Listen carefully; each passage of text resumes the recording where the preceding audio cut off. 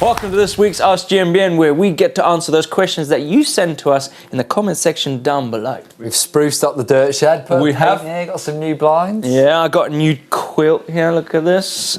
Tartan kilt, isn't it? Yeah, it is. Yeah, yeah, and I got hot black tights on as well. We're actually in Fort William, sheltering from the raining midge. And midges, yeah. It's a bit wet outside. One good chance to answer questions. Yeah, got loads of questions, of course, as always. I'll kick it off. John Shaw says, why are mountain bikers obsessed with getting their bikes as silent as possible, only then to put on a really loud freewheel? Kind of seems pointless. Well, quiet bike sounds good, doesn't it? Well, I think, like, I don't want rattles, like cables rattling. Yeah, like internal cable routing is just, I guess, that's just the noise. You know, me chain slapping, I don't like that. I don't like that at all. But freewheel's nice, isn't it? Oh man, it sounds so good. However, do you know XTR did those silent ones? They didn't actually come out in the end, but the new Shimano XT, SLX, just done a video on that. When you go fast enough, they go completely They just quiet. go stop, yeah, they go just... I quite like it. I've got a really loud one on my road bike, got a Hope hub, super loud. My dirt jump bike's got the loudest hub ever. It's got like 150. Nice noise though. I love it. Anyway. So W, hi guys, love the channel. Hello, thank you. Normally I ride enduro, so do you think a gravel bike is a good alternative for winter riding to keep endurance? Well, I'm going to say yes, because I love a gravel bike. That's a good I love idea. it. I did a season of cyclocross racing a few years back. And how did that? I actually sort of enjoyed it. It's hardcore training. Yeah. It's an hour, and you'd ride a gravel bike on that as well, definitely. Yeah. Same sort of thing, pretty much. Yeah, I've got one. I use it in the winter. It's a pretty good hack. Good bit of variety, isn't it? Yeah. It's not going to And nail. it's fun. It's different. Yeah. It's fully rigid.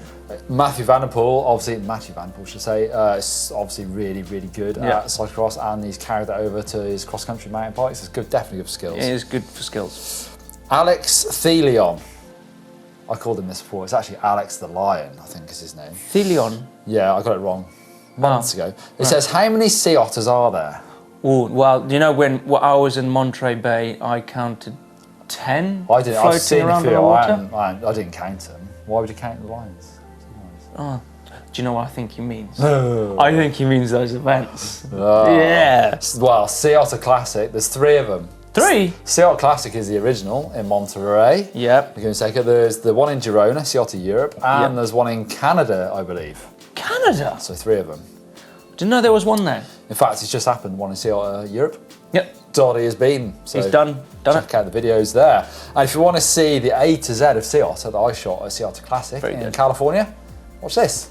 O for Öhlins, the Swedish brand, well known for their motorbike shocks and suspension. So we've got a full range of coil and air shocks from downhill to enduro bikes. Got a triple clamp fork up front. P for pros, that's Steve Pete here on his brand new Santa Cruz Mega Tower. Loads of pros here racing and representing their sponsors. Pretty good A to Z. I like it. I like it. Did you get all of them though? I did. Did you get all of them though? I think I can't remember. Good. It was a while ago. Yeah. Leo Inkland says, I've got a new commuter hardtail a few days ago. I ride flat pedals in the city and I've been getting some pain on the outside of my right foot, around and behind the smallest toe after 15 to 20 minutes of riding. Any clues? Yes, well, to be honest, I've suffered from that before. Really? Like a long ride, yeah. You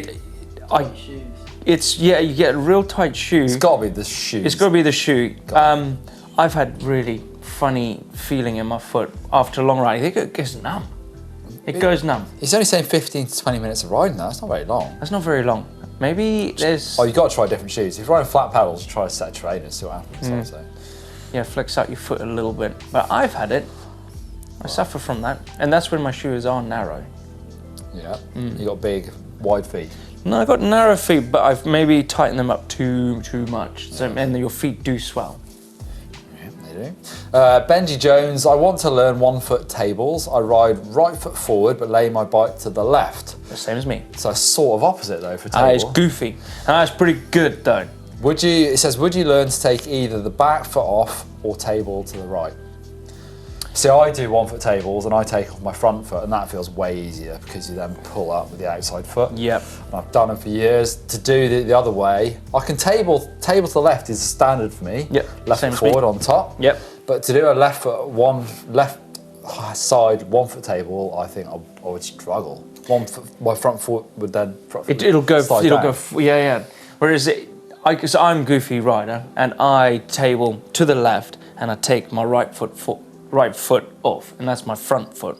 So that's my bottom foot. It's good because it'll just fall down, and your back foot kind of locks that bike in, really. And it's good when you do 360 tables because there's a good bonus for doing it that way. So we do both differently. So it doesn't matter. Try it, either one really. I think go with it. Yep. HRDWR music. I have a Vitus Nucleus 275 VR. Nice. The most recent model, I believe, with all the original components including wheel set and tyres. Can I convert to tubeless without buying new tyres, rims? Thanks. Well, you've got to make sure your tyres are tubeless ready because some tyres leak. They like bleed. They do. They I've don't done seep it. But properly. I've just done it where you just keep pouring a bit more seed in Yeah. and eventually they will. And then the rims, you just have to tape them up. Yeah, you get away with any rim. I think you get away with it. You just tape them up and you poke your tubeless valve through. You've got to make sure you buy valves because you can't do. So potentially a case of buying new tyres. But, this is how to set up tubeless tyres. Tubeless tyres are a really great thing to have on a mountain bike and they're a great upgrade to do.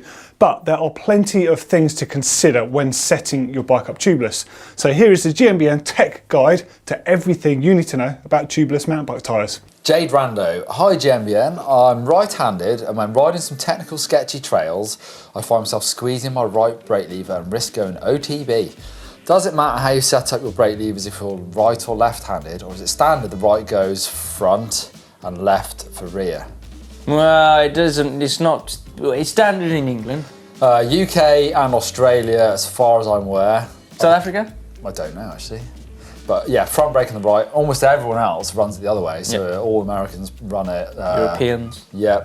So I don't think it's not standard. I've never thought about right-handed, left-handed, which brake. Like I'm right-handed, but I don't feel like I pull my front brake more than left. No. I think that's just psychological, maybe. You could try swapping it over.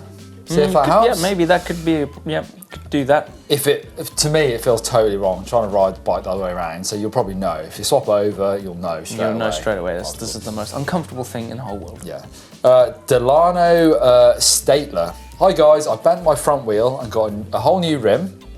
I still have the old rim on the back, and it's a different brand than the Synchros in the front. Will it be a problem? No problem whatsoever, unless it is a 20-inch. Then you got a problem. And then you might look weird. I used to run with Daniel days a lighter rim on the front and a heavier one on the back, so I just smash rims all day long. Same brand, but different rims. Yeah. Fine. That's good. I like that. Lord Dark Helmet. Hi guys, I'm a bit old school and I've never used a dropper. I'm thinking of giving one a go to see what the fuss is all about. When should you actually drop the seat and when should you leave it?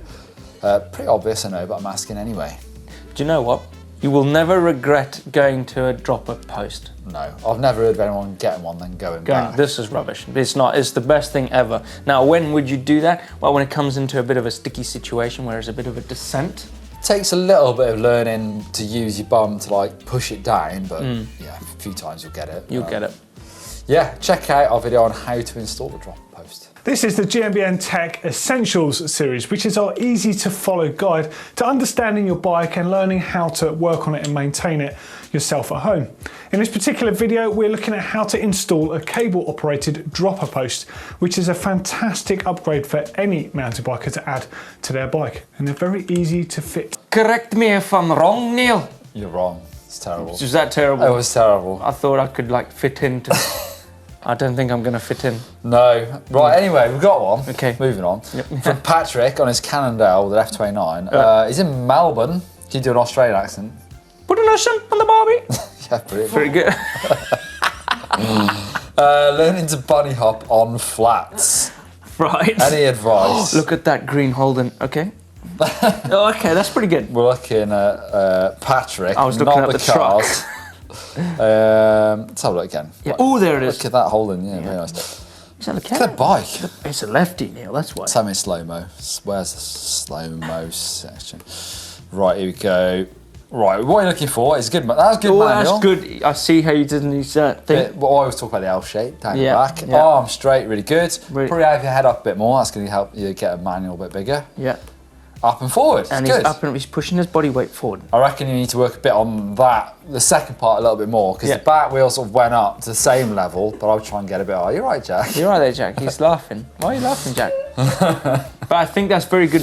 What you've got going on there, what you've described is perfect. I think more practice. Practice makes perfect. He's lost his shizer. What's wrong? What's wrong, Jack? The correct Jack if he's wrong. He's terrible. Jack is terrible. Jack, what are you doing? Look, you seem crying. Your accent.